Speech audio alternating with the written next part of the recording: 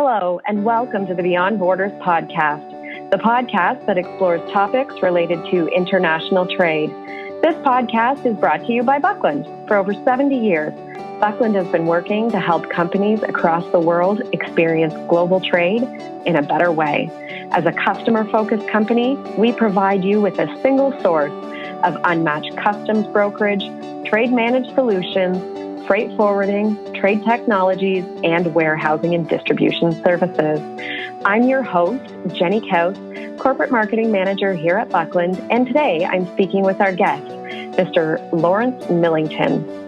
Larry is the Director of Customs and Foreign Trade Americas at Vibroacoustic and has been in supply chain for 30 years in a wide range of roles, giving him a depth of knowledge in import, export, procurement, market analysis, supplier relations, strategic negotiations, and customs and trade compliance. It is my pleasure to welcome you today, Larry. Thank you so much for joining us. Well, thank you, Jenny. Thank you for the invitation to be here today.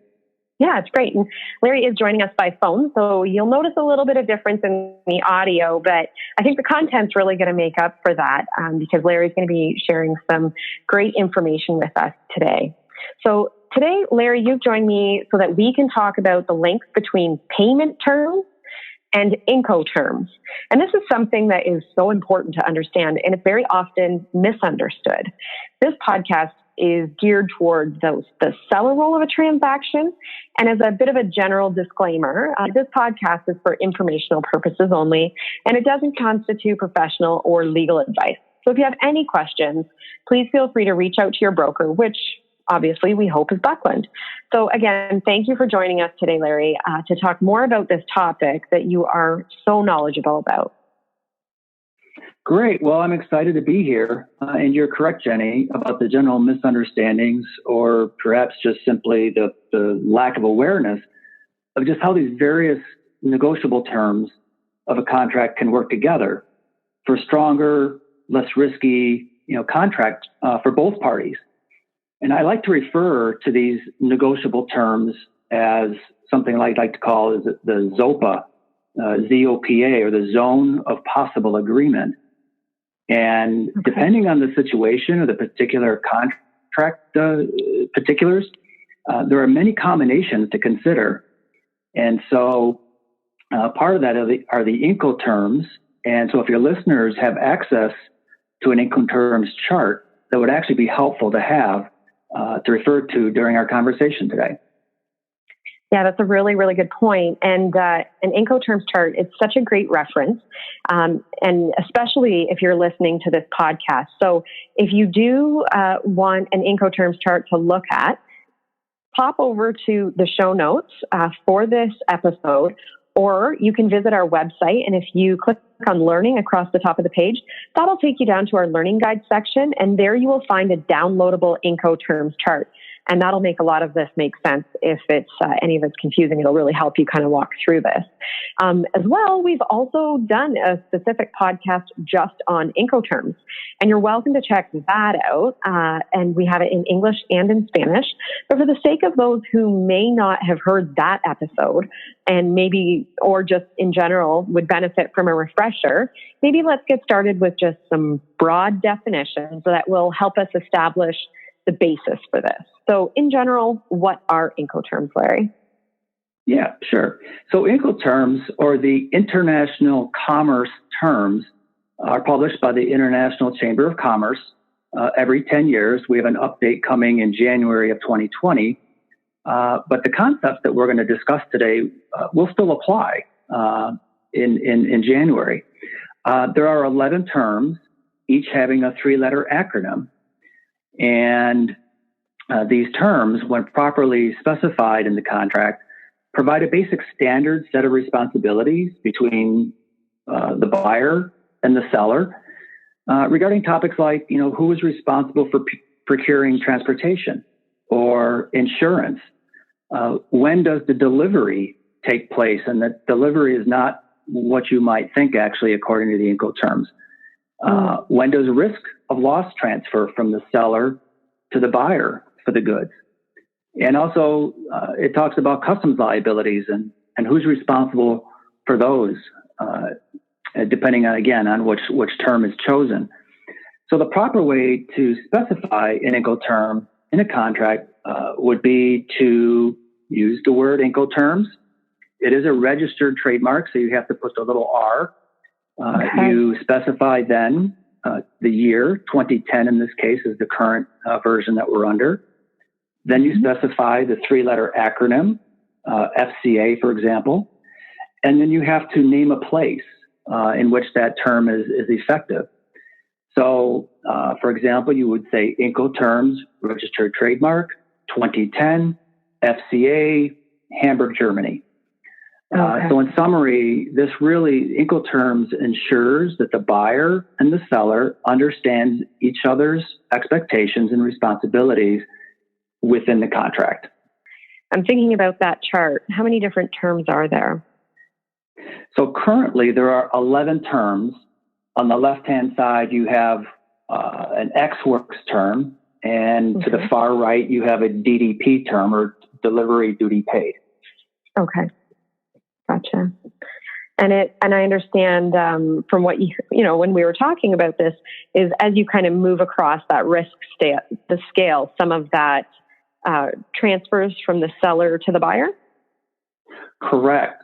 So looking at the Incoterms risk scale, moving from left to right, the seller's risk increases, while moving from right to left, the buyer's risk increases. So there's opposite effect depending on which direction you want to move across the scale.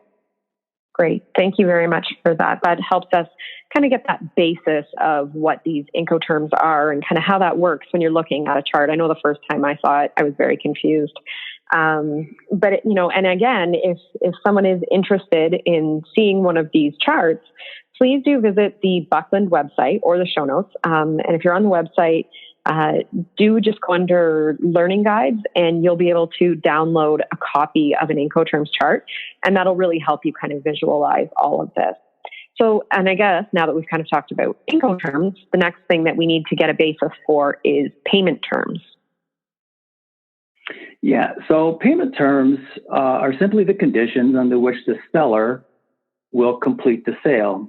Typically, these terms specify a period allowed to the buyer to pay off the amount due. Some examples would be cash in advance or CIA. Another typical one that people are familiar with are cash on delivery, COD, or your basic extension of credit over a period of time. An example might be 2% 10 net 30. And in this example, the seller extends a 2% discount if the buyer pays within 10 days. Otherwise, the full amount of the invoice must be paid within 30 days. You may have something also just simply net 30 or net 45. So it just depends on what's negotiated. Gotcha. Okay. And I wasn't aware of that, the percentage net 31 that you spoke about. And there's definitely more payment terms than I was aware of, just in the ways that they can be set up. So that's great. Thank you for that. So now that we kind of know Incoterms, we have the basics there, and we've kind of got the basics of talking about payment terms and how those can vary. Let's get into talking about what really makes this conversation interesting, I think, and that's how they work together, and maybe, kind of what's the same and maybe some of the differences as well. Sure. So there are a few finer points on Incoterms that we need to understand to really help with our conversation today. So to start with, the Incoterms do not provide for a complete contract of sale. So, for example, payment terms and the method of payment are not specified in Incoterms. Secondly, the passage of title is also not specified in the Incoterms. But the passage of title typically is tied to when the payment terms begin, or when that commercial invoice starts aging. Both these terms must be stated separately in the actual contract, and moreover, a point in time for when these terms take place must also be agreed upon. It's so also important to understand the definition of delivery within the Incoterms. Delivery is the point, according to the Incoterms, when risk of loss transfers from the seller to the buyer. So if something happens to that shipment and it gets damaged or the boat sinks, it makes a difference on who has responsibility for replacing that material. It's not always necessarily when the truck shows up at our dock. Right. So in our discussion today, the negotiable points that we need to consider in our ZOPA are the specific Incoterm being used and the related point of delivery, again, the risk of loss transfer, the named place for where that delivery is to take place, the payment term, of course, when passage of title to the goods takes place. And lastly, we really need to consider the transit time, especially for the longer supply chains like ocean shipments. And working together, all of these, when the proper combination is used, really can make for a stronger contract. Yeah, absolutely. That's great. Okay, so why don't we take these concepts and maybe put them into action with some real life examples to kind of help illustrate this. I know you have a couple of, hypothetical situations that you've set up to kind of help illustrate this, because it's, it is a lot of theory, but when you actually put it into practice, it's very practical and something that we can really work with. So why don't you give us an example? Okay. Yeah, I'll try to keep this as simple as possible to start with. So starting with a traditional arrangement with an Incoterm of FCA, with the named place being the seller's dock, with a payment term of 30 days. The contract then specifies, as let's say the sales contract would specify that the title passes upon delivery, and in this case, the delivery happening at the seller's dock, and that's where the risk of loss transfers. And that's referring to the definition of delivery according to the Incoterms. We know that the delivery happens when the goods are loaded then at the seller's dock onto the buyer's truck. And this is when the seller's invoice starts aging. So you can see how all these things are, although on separate, Incoterms versus payment terms, they really all need to be specified in the document. And working together, you can start to see how that contract is going to be easier to execute. Yeah, and then lastly, with the 35-day transit time, in this example, the invoice would be due approximately 5 days with that payment term of 30 days, would be due approximately 5 days prior to arrival at the buyer's location. Okay, great. And just for clarification, FCA, what does that one stand for? I can't remember. FCA is free carrier. Free carrier. Okay. There's so many of these acronyms, and if you're hearing acronyms today, definitely refer to that Incoterms chart. We'll be sure to try and explain them as we go. But something else under learning guides that you might want to check out, if you hear an acronym that you're not sure what it means, go check out our learning guides, because we have a common logistics acronym learning guide that is extremely helpful. I have found it very useful, and it details all of these. So please feel free, because as you go from industry to industry, there's tons of acronyms. So that's a very helpful resource. So I thought I would just mention that as well, Larry. So, and thank you for that example. That was a really good one. And it's interesting because, it would be due prior to the goods even being received by the buyer, which is interesting from the buyer's perspective for sure. So thank you for that. It really does help to have a real life example to really put some tangible things around this and understand it better. So how about let's try another example with maybe changing one of the negotiable points. Sure. So in the second example, we'll keep everything the same, except we will change the named place. So that's the negotiable point that will change, and we're going to move that to the port of export from the seller's dock to the port of export. This means that the seller the seller of the goods, is now not only taking the responsibility for shipping the goods from his dock to the port of export, but he also, obviously at that cost as well. But there's also a net increase of 5 days in the time that the shipments leave their dock to the actual due date of the invoice. Oh, okay. So if the buyer's not savvy with understanding, again, the Incoterms and the payment terms and how they work together, he will not realize that his invoice legally doesn't start aging until those goods arrive at the port of export. And if that's a 5-day transit time, he's added another 5 days to his payment cycle, if you will. Mm-hmm. And now that invoice will not be due to be paid by the buyer until the goods arrive on or about the day that they arrive at the buyer's dock. Yeah, and I can see how that would shift the dynamic, and now you have those arrival of goods and the invoice due date, lined up differently. So those are really good examples, Larry. And from a cash flow perspective, I think it's so important to really consider this and make sure that you're working with negotiating these terms to optimize this process for you, because, this is the case in point of time is money. Absolutely. That's very, very important. Another example that we can change when the title passes. So remember, this point in time must be specified in the contract. It's not part of the Incoterm.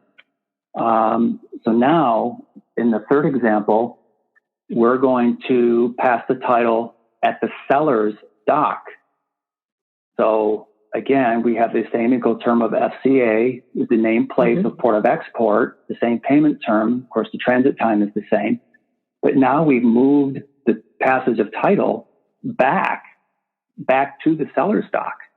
So even though the seller's delivering it to the port of export, his invoice begins aging when the goods leave his dock, the seller's dock. So now the seller is regaining those 5 days, and the invoice is now due 5 days approximately before the goods arrive at the buyer's dock. Gotcha. Okay, great. All right, let's get it a bit more complex here. We're just getting started. Yeah. In the next example, we're going to change things up even more. We're going to change the Incoterm to CPT, or carriage paid to, port of import. So in an ocean shipment, let's say you're coming from some port in Europe like Hamburg, and you're shipping it to, let's say, London, Ontario, Canada, and the port of import being used is Montreal.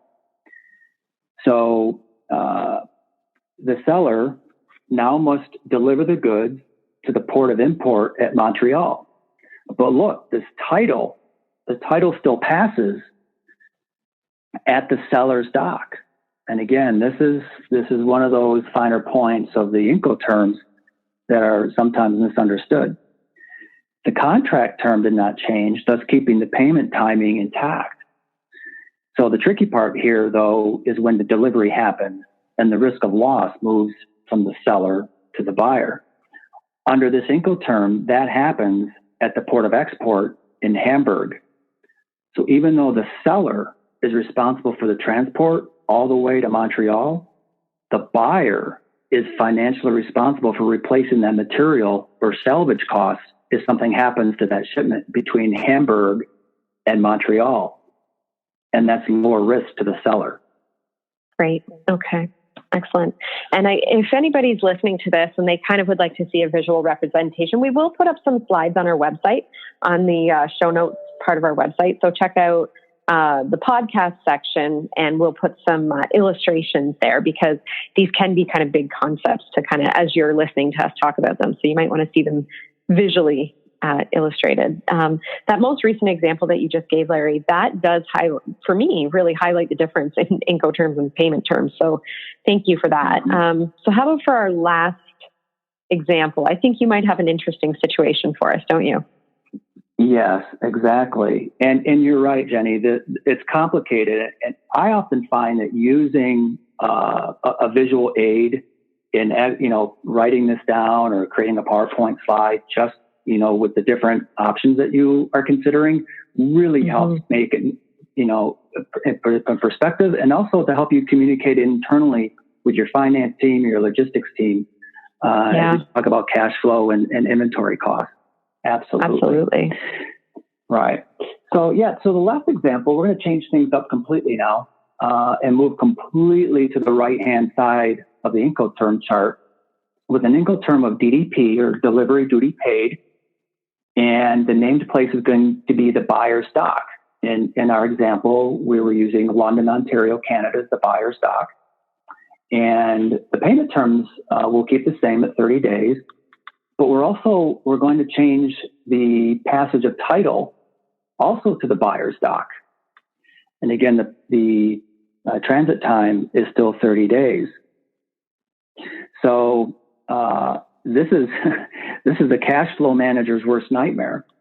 In this example, the seller has 100% of the cost and risk in this transaction, because he is not only going to get paid 65 days after the shipment leaves his dock, he's taking 100% of the responsibility for transportation, the risk of the import liabilities in Canada, and the cash flow of the 65 days from the time that the shipment leaves his dock.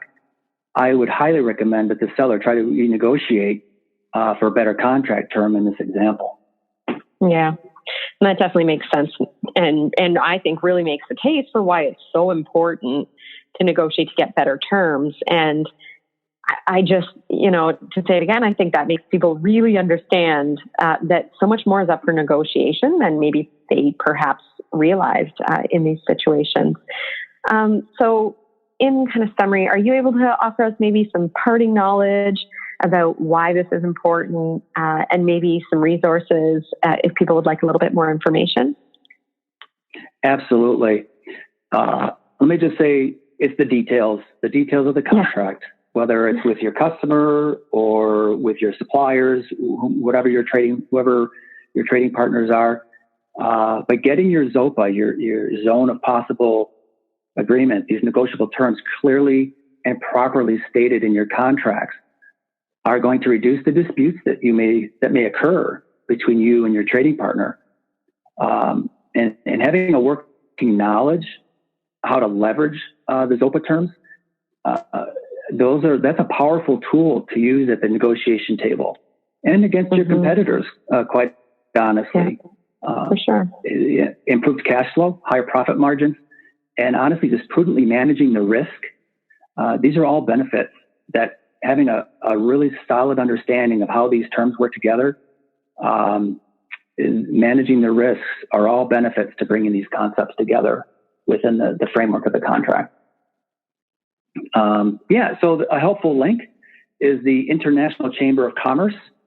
If you just Google that, you'll probably find it. It's iccwbo.org.